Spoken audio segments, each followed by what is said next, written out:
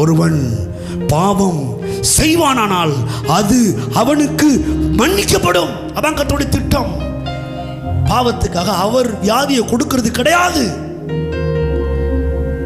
ஒருவேளை பிசாசுக்கு வேணா அது வழியா இருக்கலாம்.